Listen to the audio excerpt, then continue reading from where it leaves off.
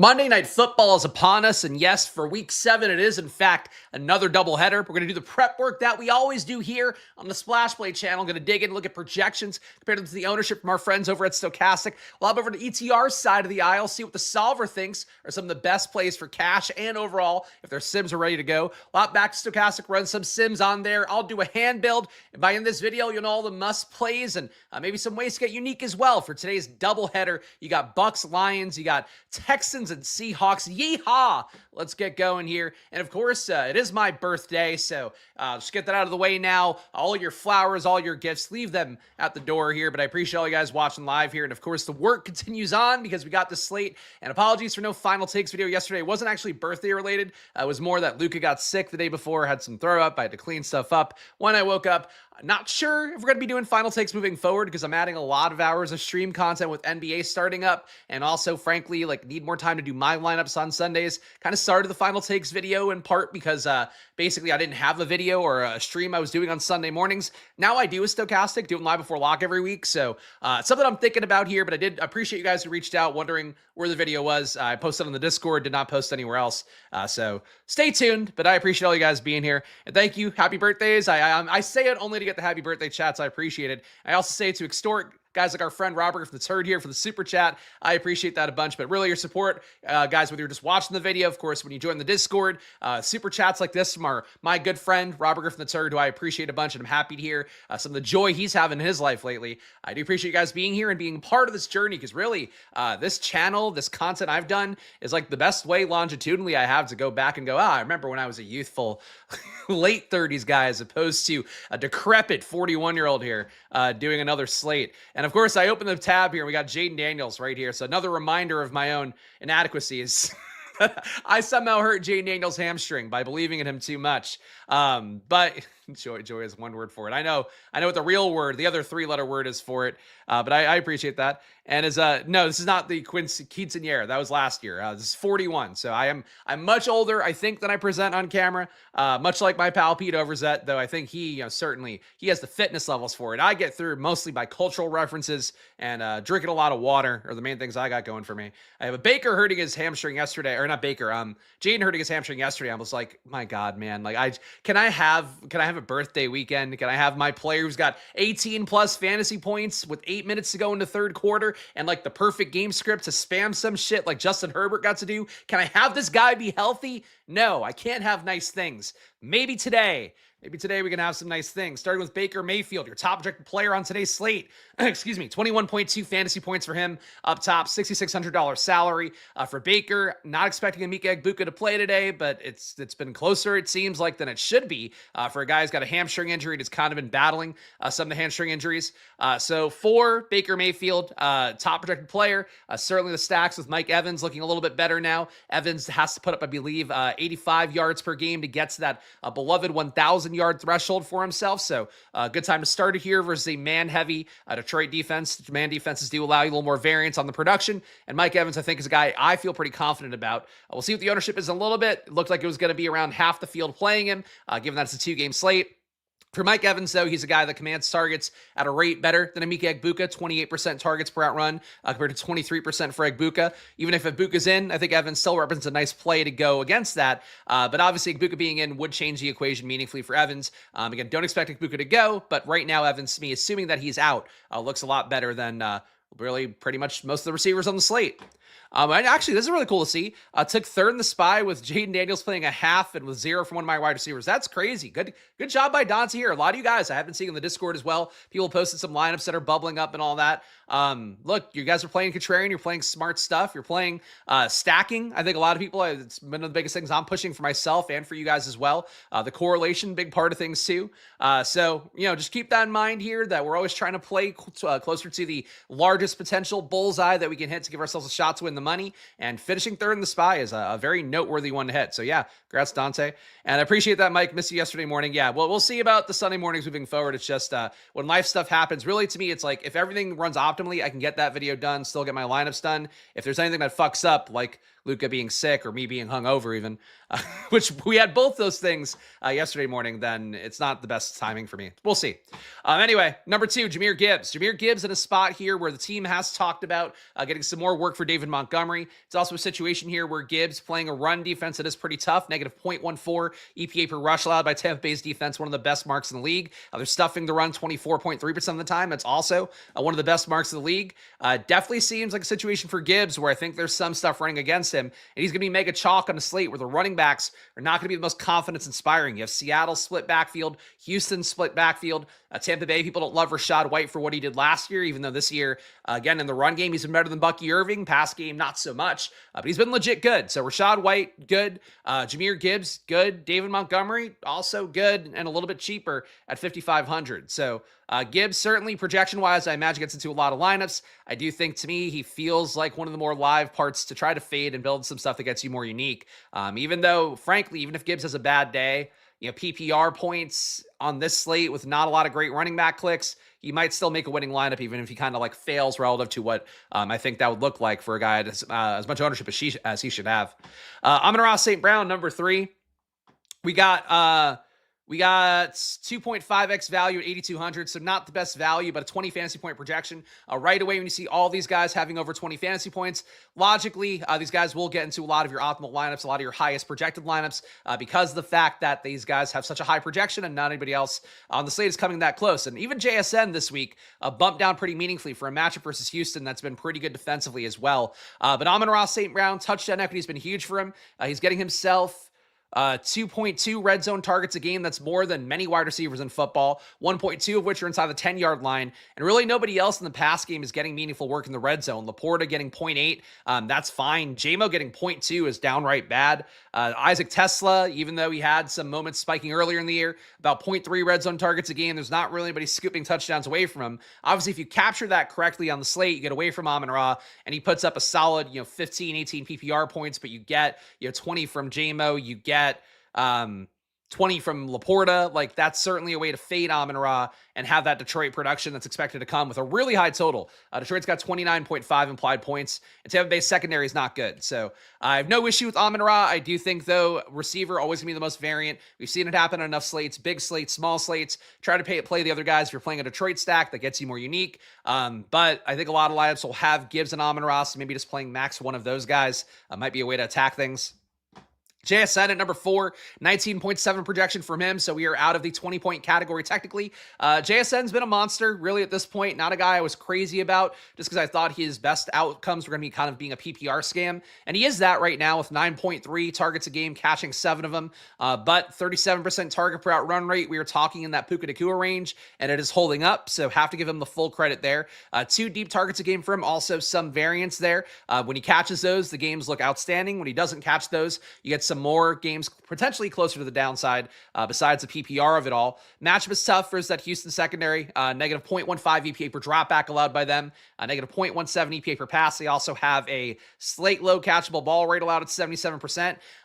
It's hard for me to fade JSN. The biggest case for me to fade JSN would be the fact that he has been such a stalwart in these data plays where you have, ETR pushing him pretty heavily, Stochastic pushing him pretty heavily. Might be the case again with his price tag being a little bit cheaper than Amon-Ra and the projections being close enough. But we'll see for how JSN looks today. The price tag's fair. He's been good enough. Matchup, not great, but I think really most people will play one of Amon-Ra or JSN. You maybe can find ways to play both. We'll see what we get in the lineups. But these two guys, very obvious receiver plays that we want to play on most slates. On a 2-game slate, they are cut above anybody else you're going to try to talk yourselves into at receiver. Jared Goff at number 5, 18.4 projection, 3.1x value for him. Looking like another top projected play here. And in fact, a bit of a gap developing between him and Rachaad White. So your top 5, it's always going to be, a bit of a gap between the top 5 and everybody else. But here we're talking about multiple fantasy points as we drop down. So Jared Goff, a tier break for sure. I imagine... With Gibbs and Amon-Ra, we're going to naturally get probably a lot of Detroit triples because Jared Goff, a little bit cheaper than Baker Mayfield, probably allows you to make the salary work a little bit better. If you put any correlation on at all, you're going to get Jared Goff stacked with those guys a little bit more. So it might be one of those things where if you're playing Goff with Gibbs and Amon-Ra, just be aware that you got to do some really unique stuff around that because that's going to naturally occur, I would think, projection-wise. Is it also Kenneth Walker's birthday? I don't know. The ones that I know offhand are Snoop Dogg, which, hey, we share some things in common there. Of course, being large gang banging black men. That's the one. That's one I was thinking of. But yeah, maybe weed. Besides that, Scott Hall, the former Razor Ramon, Mickey Mantle, Kenneth Walker might be one. Kenneth Walker. Yes, Kenneth Walker's birthday today, too. Let's see, October 20th birthdays. Who else do we got? I don't think I get to make the actual list. Famous birthdays. NBA Youngboy. How did he get number 1? That's shit. Snoop Dogg, Kamala Harris, TikTok star Blessive makes it. Paige Buckers. Wait, you know what? We're killing it. John Krasinski. The bad guy from Cobra Kai. Candace Swain Poel. That mattered a while ago. She's only 37, though. All right. How's Mickey Mantle not one of the top? Like, I know that's a boomer thing at this point, but come on. Jelly Roll Morton makes it. Jelly Roll Morton. Now I'm kind of bummed. I feel like given some of the people on this list, like I could have made it. I've at least had international fame for a day. Revile, fame, whatever you want to say, for a day or two. Share a birthday with Brett Favre. Share some painkillers. Share some Mississippi welfare money from him. Page bonkers. Hell yeah, Snoop Dogg is the coolest. Yeah. A little bit of a tough run for him lately, but sure. And NWO for life. Yeah, Scott Hall, another guy who probably loved the substance a little bit too much. Top values. Anyway, now that we've taken people who are like skipping the timestamps. And by the way, if you ever watch these videos, you want to go like, oh, Spags intro is too long, just get me to the data. You can always skip. I put the timestamps in the second the video ends. So live, you can't skip me, unfortunately. But after the fact, use the timestamps if you don't want to see me looking up Snoop Dogg's birthday and such. Angela Lansbury, actually, I didn't see that one. That is, yeah, very similar. Murder Spags Road. That's what we do. Top values, as has been the case on DraftKings all year. QBs are your top values again. Baker Mayfield, number 1. Jared Goff, number 2. CJ Stroud, number 3. Sam Darnold, number 4. So really the big thing here is whatever stack you play today, you're going to be in decent hands value-wise. Kind of defeats the purpose of DFS pricing, I think, to have every QB relatively the same value. And the highest price QB being the best value. I don't know that that's rewarding DFS play. But look, if you're going to play a Sam Darnold double, we've seen that hit with JSN, AJ Barner. We've seen it come close with JSN, Cooper Kupp. For CJ Stroud, Nico Collins, and whatever you want to trot out there, because Christian Kirk is not doing very much, or he's not available now, but he's also been not doing very much. You have Dalton Schultz as your number 2 there. That double works. Obviously, for Detroit, we talked about some of the natural ones that'll occur with Amon-Ra, Jahmyr Gibbs. You could put on Jameson Williams. You could put on Sam Laporta. Baker, if we don't get Igbukah, Mike Evans, Kate Otten, your top for sure. But, Tez Johnson, Sterling Shepard in the mix as well. A lot of nice little stacks you can make. So I really think today, if you're running a stochastic sim, running an ETR sim, just being mindful of, I think you want to double. I think you might want to triple potentially. I think that's sort of what you got to do. Rolling the dice with Igbukah. I mean, first, I really don't think Igbukah plays. Unless he's been confirmed active and I missed it. But I really don't think he plays. I don't know why you'd play him with the hamstring injury at this point when, like, you've had so many health issues. And, like, now they got to get Godwin healthy again. Mike Evans is a risk to go back out at any point. I would, if I were them, I'd rest him one more week. But, whatever. If he plays, though, and you're talking season long, then yeah. But for DFS, if he plays, he'll be low owned, but he might be on a snap count and he might leave the game. I don't know. I don't know if it's be worth the risk, honestly. These are not the takes that I'm going to get behind, but he has that dog in him. Still don't think he plays though. K. Dotton, $3,700 salary. He is your 5th best value here. A little bit ahead of K. Dotton, a little bit ahead of Sam Laporta rather, is K. Dotton. So at this point, okay, I don't care about Igbukah this much. We could stop the Igbukah chats. Nothing really standing out as a great value. K. Dotton, certainly. The projections right now assume Igbukah is out, so K. Dotton gets a little bit of projection boost. Would think that he'll look even better in a lineup that doesn't have Mike Evans, and you're not playing the Bucs offense entirely stalling out. But K. Dotton, I think, will be your number 2 receiver, again, assuming that poor Sora doesn't know. Assuming that we don't get Igbukah in today, which, again, seems like the most likely outcome here. All right, we got ownership coming up next.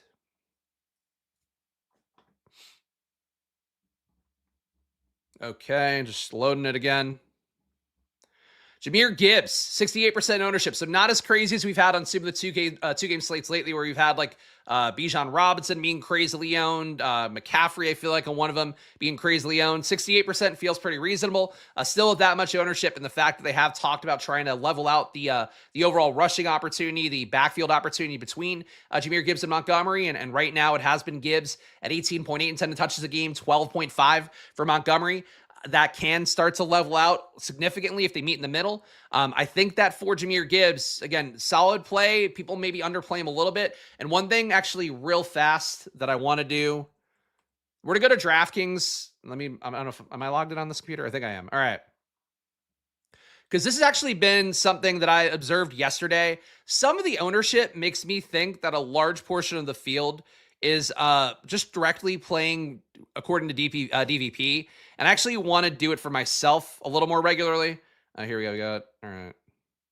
I hear my best ball winnings, guys. This fucking best ball has been a roller coaster and a half. Well, let's go to DVP. All right. So Jahmyr Gibbs, DVP wise, 20th ranked DVP. So people won't be afraid to play that. If I had to guess, they'll be afraid to play Rachaad White. Part of the reason I'm bringing this up is that like Saquon Barkley was 20% owned in that tournament yesterday. The main slate tournament too. I don't know how, and nothing data-wise I think had him be that high, besides the fact that he was one of the top salary guys on the slate, and he also had a really high DVP thing. Same thing for Quinshon Judkins, who ended up being 45% owned in the main slate. So I want to like look at DVP just to keep in mind that there is still, I think, maybe a larger portion than the data sites give credit for. People that are just playing like, oh, this guy looks good in DVP and I'm going to play him. So Jahmyr Gibbs, not a bad one here at 20th. Really nobody on the slate has a particularly good one. So Gibbs probably gets played with that ownership. Woody Marks, people like more than I think they should, but maybe he gets played a little bit more. People probably not going to go crazy about Seattle and Tampa Bay, though, relative to the matchups. At receiver, Egbuka, green light here. Evans, green light. So Egbuka is out. Evans probably does get played a little bit more than you'd want. JSN probably gets played a little bit less with this red 4th-ranked DVP. If we're just going off of what I'm reading the tea leaves on from some of the ownership lately, but also like yesterday, it just seemed really odd. Tight end, Dalton Schultz maybe gets a little bit overplayed. Barner or Arroyo probably not going to get played if they would have gotten played at all. Laporta going to be played the same amount he would. And QB, Goff maybe gets a little bit overplayed. Baker probably played whatever he would be. Stroud maybe. Darnold going against the red 1st-ranked DVP. I bet he doesn't get played at all. Interesting to note. Anyway, all right, back to the ownership, guys. Sorry, that was a deviation here. I'm not keeping on schedule the way that I normally like to. But that's one that was just top of mind for me, and I want to kind of confirm it with what we're seeing from Gibbs' expected ownership here. Okay, if the Bucs decide to blitz, maybe the RBs will be forced to pass block more. I mean, maybe, but you could also make the case like they might just get the RBs involved in the screen game because that's where you're playing, the pressure against the defense. So, again, it's a case of anything in football, and it's also sometimes it makes that concept people make where they're like so focused on zone splits and like these really micro ones. I bring them up, but like when you're too focused on them, it's like you're just as likely to have another alternative thing happen because coaches know the same thing that we do. So yeah, just something to keep in mind. All right. We got Amon-Ra St. Brown, 8,200, 65% ownership for him. A lot of ownership going his way. These two Lions up top being so highly owned. Certainly they're dominating production for the Lions overall. But if you get the Goff, J-Mo, Laporta, Montgomery game, like that can hit. It's going to be completely different from that. So that's something to keep in mind here that these two guys both project for over 20 fantasy points. You get why they're going to be plays that get played a lot. But with Detroit in particular and how they could spread this offense, they're not doing as much under John Morton as they did under Ben Johnson last year. But they can split it, and it's just DFS. Like just playing a little bit more J-Mo, a little bit more Laporta, a little bit more Montgomery, I think would be a prudent move. JSN here at number 3. Again, I wonder if he lives up to this 59% ownership, but the fact that the people who are just kind of clicking off of not seeing red DVPs on DraftKings might make him down closer to 50%. But JSN has been a darling for ETR data, for stochastic data. I'm sure all the other sim providers, various projection providers out there as well. He looks good here. I do think it's hard. It's going to be hard to fit in these top 3 in a lineup. Maybe people still try to do that, and you get some really specious, kind of not great value getting played more than expected. These 3 guys, going to be a lot of money spent between Gibbs, Amon-Ra, and JSN. Number 4, Rachaad White. Get a little bit doubtful that people play him as much as this 58% ownership expected with, again, that red DVP thing, and the fact, too, that people have not been gravitating towards Rachaad White the same way they have Rico Dowdle on some of those slates. And Rachaad White's been good. He's getting now up to 12 intended touches a game, obviously, including all the ones with Bucky. But he's missing tackles. That's the main thing. 15% avoided tackle rate for Rachaad White's actually pretty good. Same thing for his 0.11 EPA per rush. Like, he's getting good results. Detroit's run defense is pretty solid. They don't miss a lot of tackles. They also don't get a lot of tackles for loss, so maybe that comes out net neutral. But I like Rachaad White. I feel pretty comfortable with him at RB because I think, too, even if they get behind by a good amount, Rachaad White will get some PPR scam going. We'll be out there to pass block a good amount. And if you lose Igbuka, which, again, I expect that to be the case, Rachaad White getting a little more pass game work as a safety valve that might have gone when Baker would just chuck it downfield for Igbuka. I think that's a possibility, too. So I like Rachaad White a good amount. And I think that... I think in my opinion, he's a tougher fade than the Detroit guys because, like, you could think about ways to not play, Gibbs and Amon-Ra. I don't know how you don't play Rachaad White relative to his role. Only 24 hours till a certain tout site uses DVP to break down NBA opening night. Is that who does that? Roto Grinders? I don't know. But you definitely can't use DVP in NBA when a new season starts. You can use, though, the @Splash Play Bets channel, which will be shooting back live tomorrow, I believe at 2 p.m. And I also will be on Stochastic live before lock. Basically, this year on Stochastic, or this start to the year, you're getting me Monday. Actually, I guess you're getting me Sunday on Live Before Lock for the main slate. Monday for the Showdown Live Before Lock. Tuesday, NBA Live Before Lock. Wednesday, NBA Live Before Lock. Thursday, NFL Strategy. Friday, NBA Live Before Lock. And this week, I'm also doing Saturday. So you're getting a lot of NBA from me this year, guys. Both on the Splash Play Bets channel, which will be going every day with new videos, and also on Stochastic. So my brain, I'm already a little anxious about it. I'm like, it's a big ramp up in content, but please support the show if you can, particularly with the NBA stuff. Do that stuff. Yeah, it's booked up, but you always want to make more when you're getting booked up. I think is the thing. But I was saying it to Eric yesterday after the stream we did. I'm like a waitress. I'm just like, give me whatever shifts you can, because I'm just trying to be able to keep doing the stuff I'm doing here, and not rely on sponsors that kind of demand me doing things at certain times. So it's been a bit of a push-pull, but please, guys, support the show. Hit the like button, subscribe, support the NBA channel as well. My projections will be back live, updating for the entire slates as well, and they were really good last year. They'll be really good again, so that's coming up on the NBA channel too. But if you want to support the show, do some of that stuff if you can. Low-owned guys. Actually, no, we didn't get Mike Evans, number 5. Mike Evans, 53% expected ownership. So Evans, Rachaad White, JSN, Amon-Ra, Gibbs, all above 50% expected ownership. Sam Laporta at 44. Again, Evans, I like here. Think he absorbs a lot that Igbuka leaves behind. I frankly think Igbuka was eating a lot off of Mike Evans' kind of targets, the catchable ball stuff, all that. So would say that for Mike Evans at this point. Another player I'm very confident in. I guess maybe if you're going to think that I'm chalk, like a lot of I feel about myself sometimes. Fields ends up thinking things that are very similar to me, some amount. Rachaad White and Mike Evans are two guys that I feel really strongly about, that I think get underplayed because people maybe are respecting Detroit or just think that Tampa Bay is not going to be able to put it together with some of the injuries they've had. But Rachaad White's been killing it. Mike Evans, I think, can come in and kill it, and I think he's motivated to at this point to get out there, because if he's going to hit that 1,000-yard mark and keep that record going, and I guess establish the record, because I think he's tied with Jerry Rice now, if he's going to have it to himself, he needs big games right now, and this game script, like, Detroit should put up points. That's my expectation. So Rachaad White and Mike Evans, I like a lot as chalk. Low-owned guys here. I guess we go under 20. Tez Johnson obviously had the big touchdowns. Funny quotes after the fact, too, where they were chanting MVP for Baker. And apparently Tez Johnson thought they were doing it for him. And he was like, he asked Sterling Shepard, why are they chanting MVP for me? I haven't done anything. And they're like, no, they're doing it for Baker, which is a funny bit. Like Tez Johnson, really efficient at Oregon. That said, it took him a 50-yard touchdown to get there last week. I think it's still mostly Sterling Shepard that gets the route uptick, running in the slot a good amount. But Tez Johnson might take some portion of those vacated Emeka Egbuka routes, in particular, some of the ones that don't go Mike Evans' way. Would also think that you run some risk that Cameron Johnson could be out there, another guy who caught a touchdown for Tampa Bay. I don't think Tez Johnson is like a 20% play, but it's 2-game slate, so hard to begrudge it. Zach Charbonnet, under 20. Sterling Shepard, under 20. Woody Marks. The 2 QBs in the lesser games, Stroud and Darnold, expected to be close to 15%.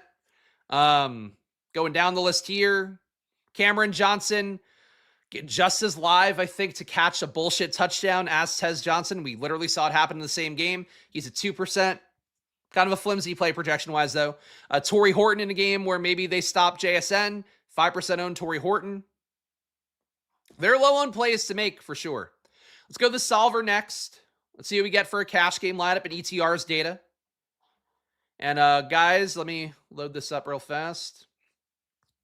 If you can, show some love, hit that like button, subscribe, whether you want to do it because it's my birthday or just because you got value out of the content. Even if all you're going to do is fade everything I say, and I don't think that's a good idea because I do get usually things more right than not. That said, it's still DFS. Play how you want. Just hear what I got to say and then go about your way. But no matter what, help me fight that YouTube algorithm. Hit the subscribe button, hit the like button, join the Discord as well. And that's $5 to join. The details in the description there. If you do join the channel, get access right away. And Stochastic, 15% off promo code SPLASH. Link down below. Solver, no discount, but it is also promo code SPLASH on there. Link down below. All right, let's go. This is the main slate. I don't think we need that at this point. We do have a sim for ETR too, so that's good.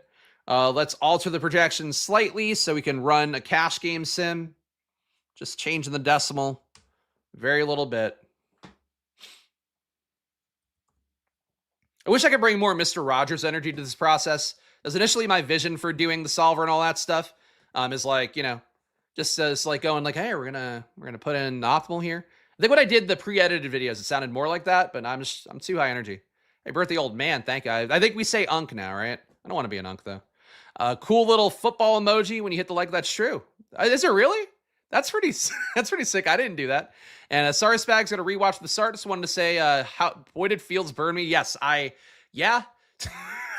I still think you play in the spots. The issue is like, he's like a kid that got in trouble. He was like, I'm going to be more aggressive, I promise. Or like, Justin's going to be more aggressive. And he was not more aggressive at all. He was... He's less aggressive. I don't think it's all his fault, though. Like, the pocket falls apart every time he drops back. And Tyrod handles it a little bit better, but, like, the team is just shit. The team's absolute shit. Happy birthday. Hope NBA is a big hit for me this year. I appreciate that. My NBA stuff's the best in the game. Thank you for that. I think the NFL, too. But, yeah, my NBA, I think I build really good projections. It's one of my beliefs. I build better projections than some sites out there, so... You'll get access to that with the NBA channel coming up every day. And that one really, like, I will be asking for your guys' support because no one abated deal this year. I'm doing it bareback. We got our cash game lineup according to ETR data. I should not say doing it bareback as casually as I do. Yet here we are. That's how I've gotten into a lot of issues in life. Jared Goff, Jahmyr Gibbs, Rachaad White in this one. Oh my God. This is stacked up like crazy. This is a game stack in your cash game lineup. Jared Goff, Jahmyr Gibbs, Rachaad White, Amon-Ra St. Brown. We got Mike Evans, Jameson Williams makes it. So, like, the fancy triple you're getting as your cash game lineup with ETR data. Cade Otton, Dalton Schultz, double tight end, Seahawks D. Overall, across these top 25 lineups, according to ETR data, Rachaad White's at 100% of them. So, I guess Rachaad White, even though I think the casuals might not click it as much because of DraftKings, and seeing that DVP being red, I think for ETR users, they're going to see Rachaad White get into pretty much everything. So Rachaad White, 100% play here. Mike Evans at 84% of these top 25 lineups with no variance on, just trying to get the projection math. Jameson Williams, 84%. Jahmyr Gibbs, 84%. All right. So Rachaad White is your guy. You take him out of lineups, he'll be different from ETR users right away. Game stacks, nothing really to note. Okay, this is actually interesting. So 100% of lineups have at least 2 Lions. In fact, the majority of them have 4 or 5. Huh. I mean, look, I would say right away, rule of max 3 Lions would be the move because if projections are going to give you 4 and 5 Lions, you don't really want to overstack the Lions. Something we talk about a lot where in DFS in general, sim tools especially will say overstack something because like that's sort of your way to get unique. But on these short slates, everybody ends up overstacking when the projections drive you there. It's happened on multiple Thanksgiving slates where the team that gets in like 5 guys ends up only having 1 or 2 make a winning lineup, or sometimes even end up having no guys on winning lineup. I believe that was the case for Jacksonville last Thanksgiving slate or some short slate the end of last year. For Detroit, like they have the highest team total, obviously, but if something consolidates here, like if, I don't know, David Montgomery gets 3 touchdowns and your other touchdown goes to Brock Wright, if Sam Laporta consolidates touchdowns, you could say whoever the fuck you want, they're going to be overplayed Lions by a pretty good amount. So, yeah, I would say right away, one way to get unique is just going to be to play at the max 3 Lions. If you play 2 or 1, you're going to be so much more unique for it. But let's put variants on. Let's pull in some boosts and stuff so we get a more of a slate appropriate feel here. All right, max players versus defense. We can go, let's go 4. And let's boost our stacks and correlation. 17.5, 17.5. All right. Variance on. Let's build 250 here, and we'll sim them out. We'll see DTR sims think. Then we'll do stochastic sims, and we'll call it a day here. Very nice chat from Consigliere. My projections and Josh's process made me the most money during my house husband life when I had babies. Thank you for that. I appreciate that and glad to get you through paternity. Third lineup is a Stroud lineup with Schultz and Seahawks defense bring back. I mean, yeah, there you go. That's just, it's pure projection though, so it's not accounting for any correlation and how like a game flow would work, which the sim will. But yeah, it's always weird when you see game stacks coming up to me as your optimal, because that just means that people are going to overplay the game stack. And like, you get it because Tampa Bay and Detroit seems like a much more obvious shootout situation. But if Seattle and Houston shoots out, like people just aren't going to be there to the same extent. So we'll see. John Favreau playing DB for the Lions tonight. I would root for that team. Brad, that's one of my favorite movies. You know, actually, he was in that movie that I did not know until the recent Peacemaker season. Roy from The Office is the deaf tight end in that movie, which never clicked for me. But one of Keanu Reeves' best performances. Now we get, Keanu, John Wick. Now we get this version of him, but silly rom-com Keanu, who looked like he could sling it. I think he was a believable washout Scott Mitchell 90s type QB. He played that role well. All right, we'll see what we got in the sim here. And again, use the portfolio tool if you do use the solver. If you're building a set of whatever lineups, portfolio tool is a great thing. Stochastic does similar stuff with their entry manager. Of course, we've talked a lot about that. But build your lineup groupings through this stuff as well. Yeah, the cheerleader was definitely peak like 90s. You were a boy, you hadn't seen a lot of hot girls hot. I don't know if we looked her up now, actually. Let's just real fast before we look at the sims. Cheerleader, the replacements. Would I grade her as hot now in 2025, knowing what we know? It's a little small. Why is it that one? It should be this one, right? The cleavage is working. That's like real 90s hot. Real 90s hot. I bet this is an old Bill Simmons article. Yep. Hold on. I didn't share the screen. Sorry. It's this one. And then here is the image. There we go. We got it. Sorry. I should have flipped the screens when I'm looking at cleavage. I should know that for a mostly male audience. But yeah, I immediately saw this. It was like no replacement for a bad sports flick. It was like, that has to be a Bill Simmons article. And yup, old Bill Simmons, page 2. There we go. All right. Back to the solver. Back to sims. Do I hand build or max center? I like to hand build as many lineups as I can. This week, to be candid, I didn't have enough time because of Luka being sick. So I just built in everything with the sims. I was happy with how the sim worked for me, building with a couple of uniques and stacking rules on. That said, I like hand building lineups myself and then kind of running them through the single lineup sim with stochastic or the solver's version of it. So in a perfect world, I would hand build every lineup, but you don't usually have the time to do that. So for me, it's like a sim is making usually some of my 20 maxes. If I do the mini max especially, it's making a large portion of that 150 max. And then besides that, I'm trying to hand build as many as I can that fit what I want to do, because it's not been going well for me in the Millie Maker, but like every time I put entries in the Millie Maker in the large tournaments, I'm hand building and simming those. I'd rather build more at volume if you can. Anyway, we got Jared Goff, your number 1 ROI lineup. But it also just depends on what you like. Like, some people just like the shot at winning money. And if you just want to win money and not have fun building lineups, just run a sim and do a 150 spread of lineups with stochastic data with ETR. Probably the best way to do it. Just put uniques on a little bit higher. Jared Goff, Jahmyr Gibbs, Rashad White, Amon-Ra St. Brown, Jameson Williams, Sterling Shepard, Sam Laporta, Tez Johnson, Seahawks.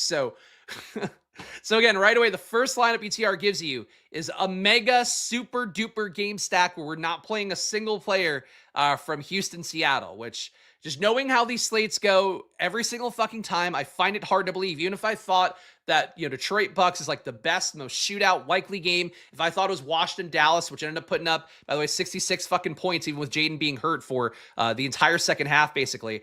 If I even have thought it was that game, I still wouldn't want to play the entire team being that one game when the projections are already pushing you to game stacking. But you see here what ETR is giving you, really aggressive game stacking. Number 2 is Jared Goff, Jahmyr Gibbs, Rachaad White, Amon-Ra St. Brown, Jameson Williams. Cooper Kupp makes this one, so at least it's not entirely a Detroit Tampa Bay. Sam Laporta, K-Dot, and Seahawks D makes it yet again. Number 3, another massive game stack, onslaught, whatever. Jared Goff, Jahmyr Gibbs, David Montgomery. So both RBs from Detroit. Jameson Williams, Tez Johnson is one of your bringbacks. JSN is our one piece from Houston and Seattle. Sam Laporta, Rachaad White makes it, then Seahawks D makes it as well as the other piece, I guess. But your one skill position piece is JSN. So Kupp and JSN making 2 of these top 3 lineups for ETR. Number 3, another pretty aggressive game stack. Baker, Rachaad White, Jahmyr Gibbs, Sterling Shepard, Tez Johnson, Jameson Williams, Sam Laporta, then JSN and Seahawks make it. Lineups all feel real samey. Number 5 is another, this one's an entire Detroit Tampa Bay game stack. Goff, Gibbs, Montgomery, Amon-Ra, Jamo, Tez Johnson, Sam Laporta, Rachaad White, Texans. I look at this and it really just makes me feel like take whatever the best lineups are that don't have at least 4 lines, 3. This many lines aren't going to hit. Like, I don't believe that. And it's also still a decent probability other games shoots out enough that you don't need this game quite as much.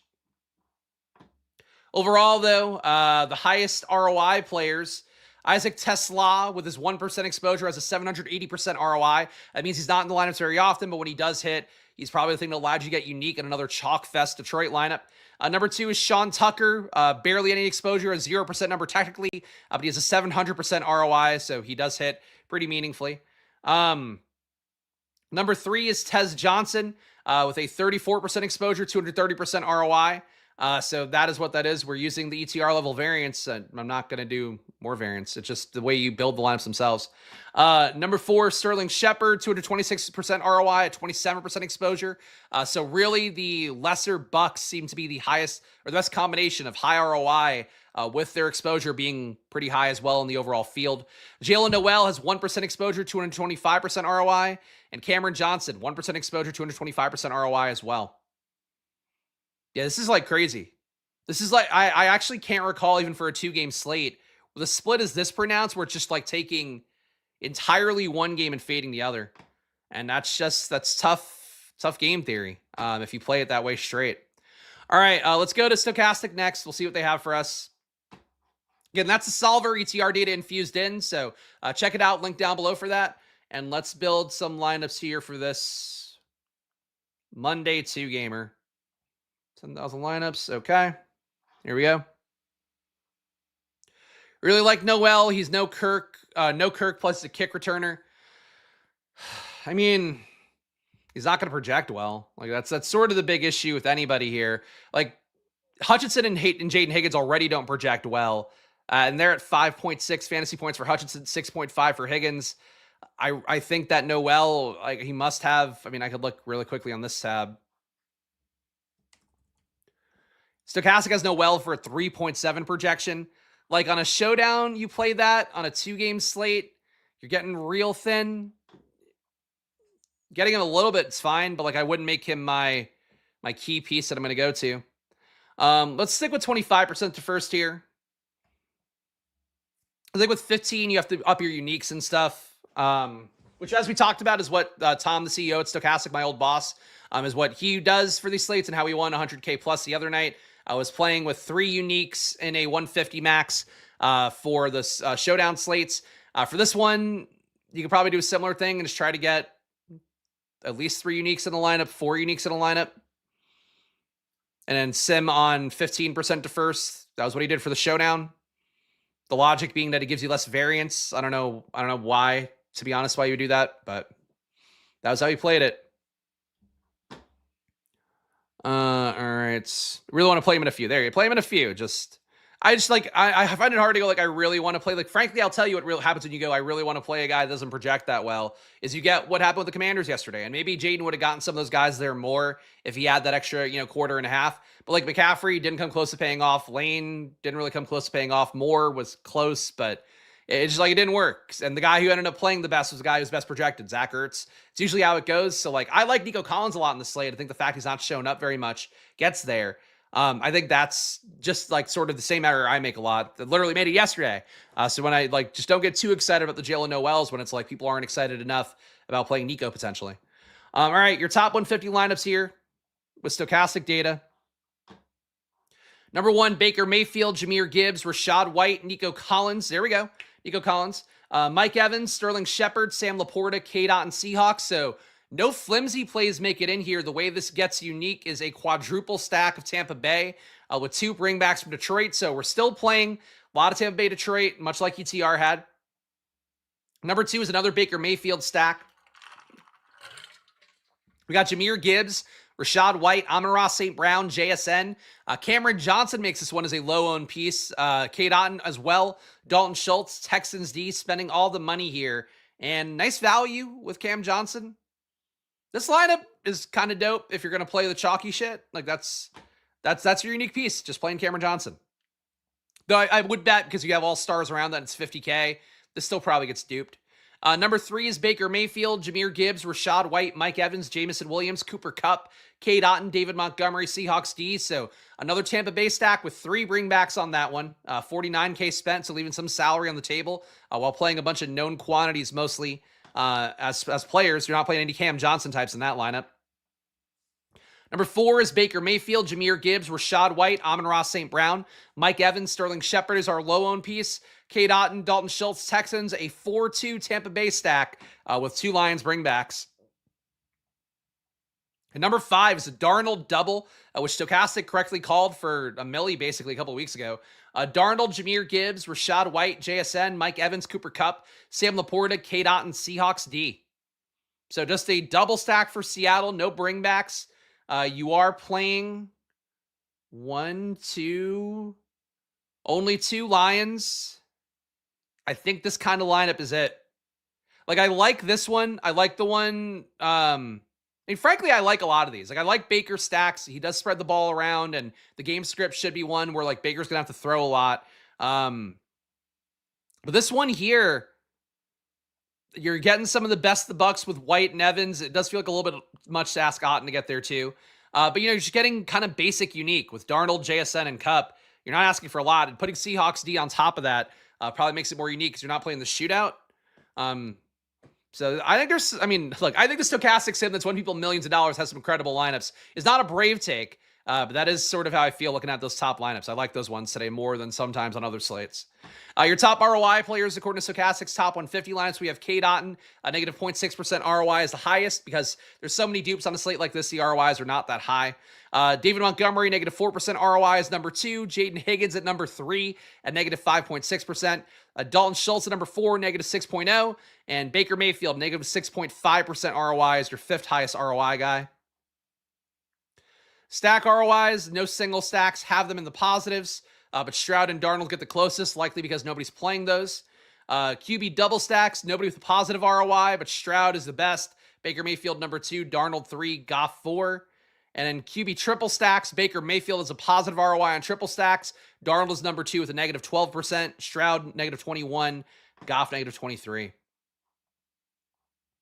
Overall exposures here, and again, we'll point out real fast, use the uniques function here if you want to build different things. Like here, let's 4 uniques per lineup. Let's unfavorite all these.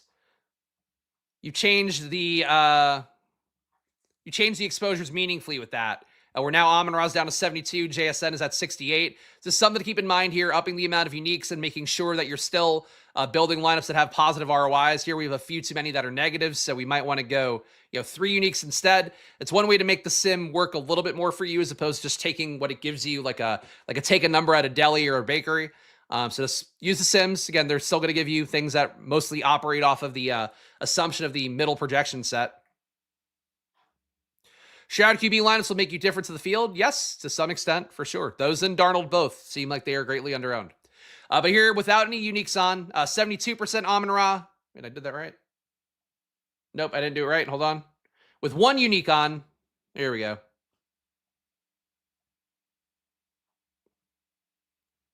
You get 83% Jahmyr Gibbs, field at 68, so Gibbs looks like a very strong play.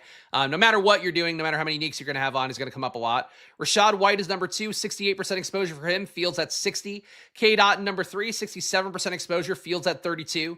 Baker Mayfield, 58% exposure, and Stochastic's top 150 with only the one unique per lineup. 35% for the field, so a really big stand in favor of the Baker Mayfield side. And for what it's worth, ETR and Stochastic both love in Detroit, Tampa Bay, stacking, even though it's like very obvious projection-wise. JSN, 57%, fields at 60. That's still one of your highest exposed guys, even though technically you are lightly fading JSN. Highest leverage guys, K. Dot, they want you to get 35% more than the field. Baker Mayfield, 23% more than the field in the top 150 lineups. David Montgomery, 22% more in the field. So Montgomery's getting played in 51% of lineups, Gibbs in 83. There's probably a good amount of Montgomery and Gibbs lineups in the top 150. Cooper Kupp, 12.5% more in the field. Biggest fades, Jared Goff, they want you to play 24% less of the field, only 10% exposure. So basically, they took all the Goff ownership and just moved it over to Baker Mayfield, it seems like. Amon-Ra St. Brown, 18% less in the field, only 46% exposure. Field's expected to be at 64. Woody Marks, negative 15% exposure. He's not getting played at all. Field's at 15. I will say for Woody Marks, I know I've beaten him up a little bit, and we've seen the downside. He does spike out of nowhere. He also gets overplayed a lot because people think he's better than he is because he broke a couple big plays that were kind of extra fluky, I would say. For Woody Marks, the fact that he's 0.7% played in the sim, I just feel like the 15% the field would have, like if you want to go there, try not to go above the field too much because they get crazy about Woody Marks. Jameson Williams side, with the Woody Marks thing, like again, I'm biased because he played at USC and he was like, he's so much worse than all the running backs we have this year. And yet he's had a couple big games, but I just think they have not been quality, big games. Jameson Williams, 22% exposure, fields at 36. Kenneth Walker, 11% exposure, fields at 21. These guys also about 11, 14% negative leverage in stochastic data. All right, well, let's do a hand build. Honestly, like I know what the sim is going to want for me. It's going to want Baker stuff. But, all right. Let's stick with 25% to first. White Gibbs in one of Tampa, Detroit D, and then spam Houston, Seattle game. Feels like no one will be on. Like I'm sure some people will be on it, but definitely a lot less. Like the field's going to just walk right into massive game stacking at Detroit, Tampa Bay, and like just by playing it a little more balanced, I think you're going to do slightly better. But that's that. They are projecting. Yes, they are projecting Igbokwe out. I mean, I don't hope he plays. I personally don't hope he plays, but yeah, that would change things for sure. That said, I think you'd still get Baker dominant stacks. All right. Let me look through this. All right. Baker. I mean, I do expect Mike Evans. Let me start. Let's not do QB. Let me go player forward first, skill position forward first. Again, Mike Evans, I don't think Igbokwe's in. He's on the projection set anyway. But I do feel like Mike Evans gets some shots downfield. I think he's going to get a touchdown today as well. I don't know. I'm just like, I think Mike Evans gets me the points I need. Probably around 18 to 25 is what I'm expecting from him. Projection for him is at 16.4, so I don't think that's that crazy. 9 targets a game. They're going to need to produce. I'm going to go with him. I'm also going to go with David Montgomery here. I mean, I'm giving up so much projection if I go to Montgomery. Maybe I should just limit myself Lion-wise and just go only Gibbs. All right, let's go Rashad White first. And then which Lion? I'm still going to go one Lion. Gibbs, Montgomery. I'll go Montgomery. Let's see what we do with this. So we fade Gibbs right away. I think at that point we just play Amon-Ra because we've now gotten away from the Gibbs chalk. Give it a little bit more in line with what the field is doing normally by fading Gibbs. So we got 46-8. I would like to make the stack from the other game.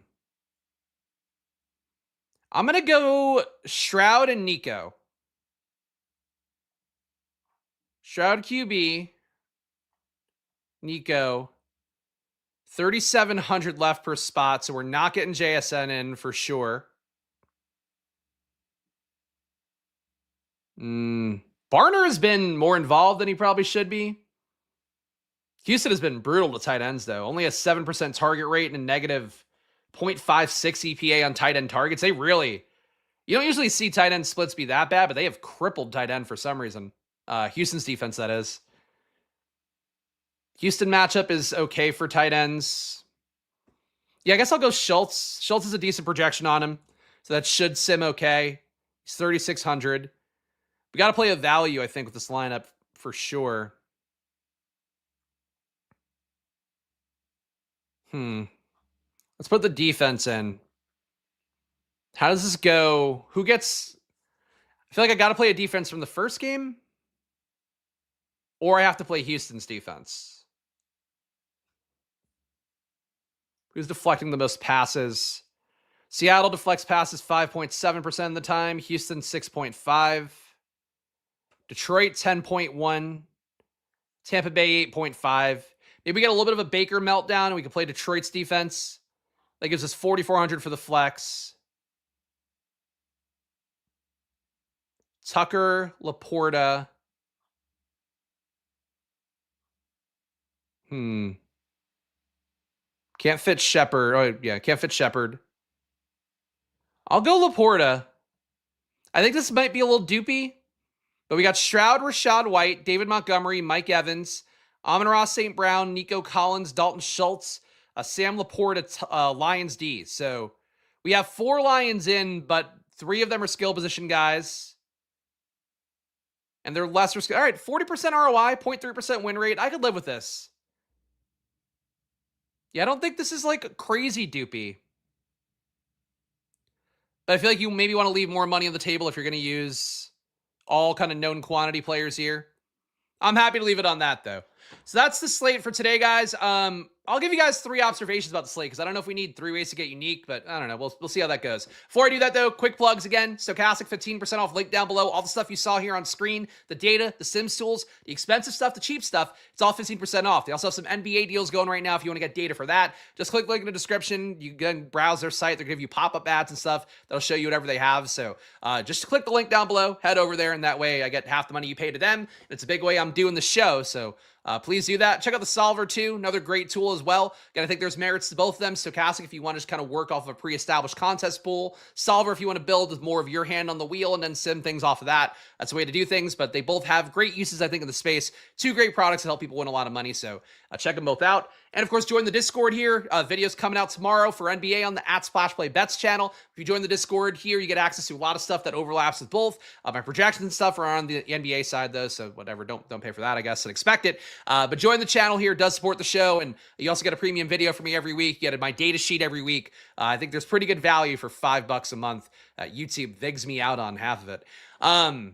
3 ways to get unique, I guess, for this one / observations, whatever's going to flow here.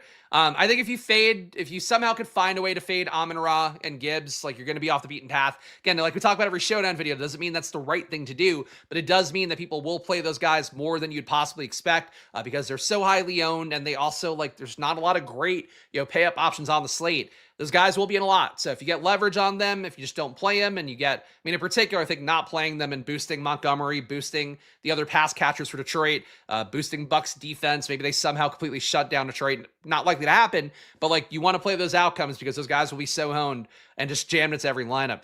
Similarly, I really do think the Bucs Detroit stack is just a little bit overplayed. I think you'd probably be better off having I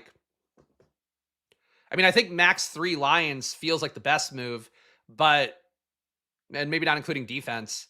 But I think you maybe want like max 6 guys between that game. It's like whenever it's coming up naturally to have the game stack that much, everyone just then tries to play different versions of the same game stack. And I think you win more money with Houston, Seattle if that pays off. And you're going to probably find a dupe fest if you play into the Tampa Bay, Detroit stuff, in particular the Detroit side. So that's just, I guess, another thing to think about here / way to get unique.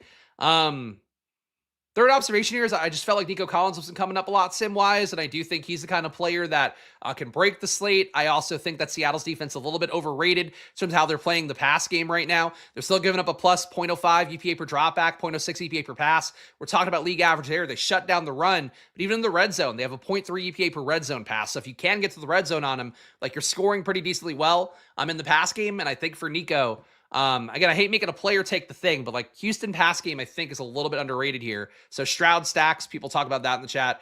I'm a little more curious about them than maybe otherwise.